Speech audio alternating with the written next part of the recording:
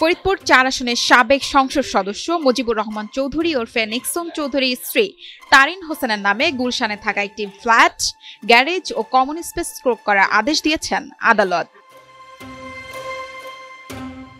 আজ রোববার দুদকের আবেদনের পরিপ্রেক্ষিতে ঢাকা মহানগর সিনিয়র স্পেশাল জজ জাকির হোসেন এ আদেশ দেন। দুদকের জনসংযোগ কর্মকর্তা আক্তারুল ইসলাম এ তথ্য জানিয়েছেন। এদিন দুদকের সহকারী পরিচালক মোহাম্মদ শিহাব সালাম এসব সম্পদ ক্রয় চেয়ে আবেদন করেন। আবেদনে বলা হয়, মুজিবুর রহমান চৌধুরীর স্ত্রী তারিন হোসেনের নামে মোট 10,32,86,438 টাকা মূল্যের স্থাবর সম্পদের তথ্য পাওয়া যায়। বান্ডেল থাকলে প্রতি সেনমানিতে টাকা বাঁচবে। বিকাশ সেনমানি বান্ডেল কিনে জিতুন প্রতি লেনদেনে।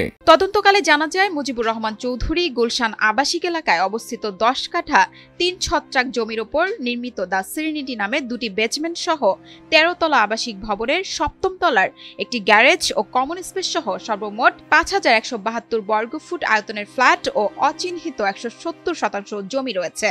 এই সম্পদ 2013 সালের 29 জানুয়ারি এলমেন্ট এগ্রিমেন্ট অনুযায়ী মুজিবুর রহমান চৌধুরীর প্রথম স্ত্রী মুনতারিন মজিম চৌধুরীর নামে করা হয়। পরে তার প্রথম স্ত্রী মারা যাওয়ার পর দ্বিতীয় স্ত্রী তারিন হোসেনের নামে ফ্ল্যাটটি রেজিস্ট্রেশন করা হয়, যা মুজিবুর রহমান চৌধুরী তার অর্জিত অবৈধ অর্থ দ্বারা ক্রয় করেন। দুর্নীতি দমন কমিশন কর্তৃক তদন্ত শুরুর পর থেকে আসামি বর্ণিত স্থাবর সম্পদ হস্তান্তরের চেষ্টা করছেন মর্মে বিভিন্ন সূত্র থেকে জানা যায়।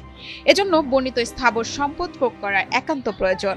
বর্ণিত সম্পত্তি আদালতের মাধ্যমে ক্রয় করা না হলে তা অনন্ত হস্তান্তর বা বেহাত হওয়ার সমূহ সম্ভাবনা রয়েছে।